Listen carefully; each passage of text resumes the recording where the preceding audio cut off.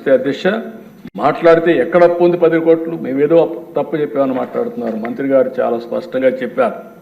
నేను ఇప్పుడే చెప్తున్నా, మీరు చూస్తే అధ్యక్ష గవర్నమెంట్ డెట్ 4,38,728 కోట్లు, పబ్లిక్ అకౌంట్ లయబిలిటీస్ అంటే ఉద్యోగస్తుల డబ్బులు కూడా మొత్తం వీళ్ళు తీసుకొని వాడేసే పరిస్థితికి వచ్చారు, 80,914 కోట్లు.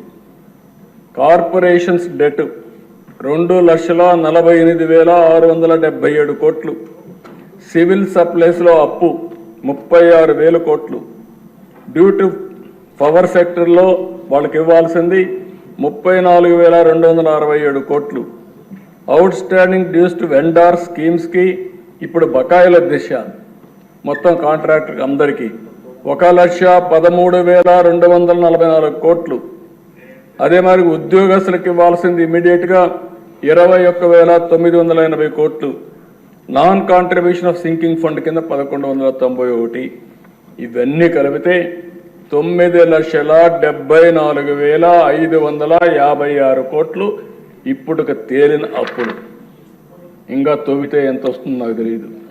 నేను ముందే చెప్పా, ఓసారి దివాలా తీసామంటే అందరూ వస్తారు, మాది కూడా ఉందని.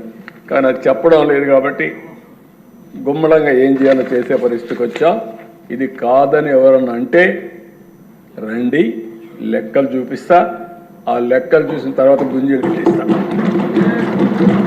ఆశ అనుకోవద్దండి, ప్రజా జీవితాన్ని దుర్వినియోగం చేయొద్దండి.